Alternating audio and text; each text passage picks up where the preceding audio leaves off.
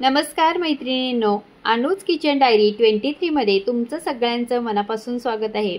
आज आपण बनवणार आहोत आळूवडी आणि ही आळूवडी भरपूर लेयर्सवाली होते आणि खूप खायला टेस्टी देखील लागते।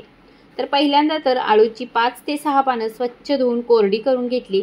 आता याचे जे जाड देठ असतात ते चाकूने व्हिडिओमध्ये दाखवल्याप्रमाणे आपल्याला कट करून घ्यायचं। साइडचे हे जे शिरा आहेत त्या देखील आपल्याला कट करून घ्यायच्या, म्हणजे या कट केल्यामुळे रोल करताना आपली आळूवडी फाटत नाही। आता याच्यावरती एकदा लाटणं फिरवून घ्यायचं, म्हणजे या ज्या शिरा आहेत त्या थोड्याशा मऊसर होतात आणि पान अगदी लवचिक होतं। याच्यामुळे मग आपला रोल नीट होतो आणि पान फाटत नाही। तर याप्रमाणे सगळ्या पानांना मी असंच करून घेतलेलं आहे। एखादं जर पान फाटलेलं असेल तर व्हिडिओमध्ये दाखवल्याप्रमाणे त्याला कट करून घेऊ शकता आणि त्याचा देखील आपण इथे वापर करणार आहोत। तर आता याचं जे पीठ बनवायचं आहे त्याच्यासाठी मी बाउलमध्ये 1.5 वाटी बेसन घेतलं, याच्यामध्ये पाव वाटी तांदळाचं पीठ घातलं। आता मसाले घालूया। याच्यामध्ये हळद, गरम मसाला, पांढरे तीळ घातले, आवडीप्रमाणे लाल तिखट घालायचं आणि चवीप्रमाणे मीठ घालायचं। आलं, लसूण, कोथिंबीर मिक्सरमध्ये मी बारीक पेस्ट करून घेतली होती ती याच्यामध्ये घातली। पाव चमचा हिंग घातला आणि चिंच आणि गूळ गरम पाण्यामध्ये भिजवून त्याला गाळून घेतलं आणि हे पाणी घातलं।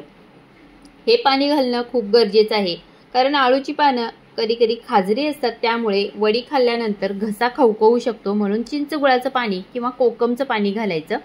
आता हे चांगले मिक्स करून घ्यायचं आणि थोडं थोडं पाणी घालून, जसं आपण भजी करण्यासाठी पीठ भिजवतो त्याच्यापेक्षा थोडंसं घट्ट हे पीठ भिजवून घ्यायचं आणि याला एकाच दिशेने 3 ते 4 मिनिटं चांगलं फेटून घ्यायचं। आता हे पीठ पानांना लावण्यासाठी तयार झालेलं आहे। आता हे पानांना लावायचं। 2 समान आकाराची पानं अगदी खालच्या साईडने आपण आधी लावून घेणार आहोत। हे पीठ पानाला जास्त जाड किंवा जास्त पातळ असं लावायचं नाही, मीडियम थर लावून घ्यायचा। आता पूर्ण पानाला कडेपर्यंत पीठ व्यवस्थित लावायचं। दुसरं पान उलट्या दिशेने लावायचं, व्हिडिओमध्ये दाखवल्याप्रमाणे तुम्ही बघू शकता। अशी ही पानं विरुद्ध दिशेने लावून घ्यायची। जे पान फाटलं होतं त्याला मी कट करून घेतलं होतं ते सुद्धा मी मधोमध घातलेलं आहे आणि ते देखील याला देखील पीठ लावून घेतलं आणि त्याच्यावरती दुसरं पान ठेवून याला देखील पीठ लावून घेतलं। आता दोन्ही साईडने हे पान असं फोल्ड करून घ्यायचं आणि याला सुद्धा पिठाचा पातळ थर लावून घ्यायचा। आता हे चारी बाजूने आपण असंच करणार आहोत।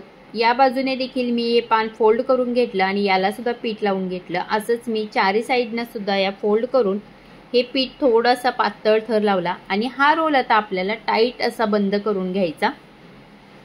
व्यवस्थित हे पान रोल करून झाल्यानंतर एका चाळणीला थोडं तेल लावायचं आणि याच्यावरती हा रोल ठेवून द्यायचा। भांड्यामध्ये पाणी उकळायला ठेवलेलं आहे त्याच्यावरती हा रोल ठेवायचा। झाकण ठेवून 10 ते 12 मिनिटं हा रोल चांगला वाफवून घ्यायचा। आता रोल आपला तयार झालेला आहे, याला काढून थंड करून मगच याच्या वड्या कट करून घ्यायच्या।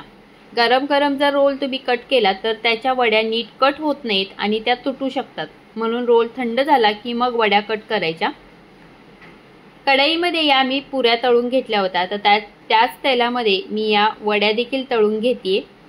मस्त इथे या दोन्ही साईडने सोनेरी होईपर्यंत या वड्या कुरकुरीत होईपर्यंत अशा तळून घ्यायच्या आणि या आपल्या आळू वड्या तयार आहेत। बघू शकताय किती छान लागतात आणि या खायला देखील खूप टेस्टी होतात। नक्की एकदा ट्राय करून बघा।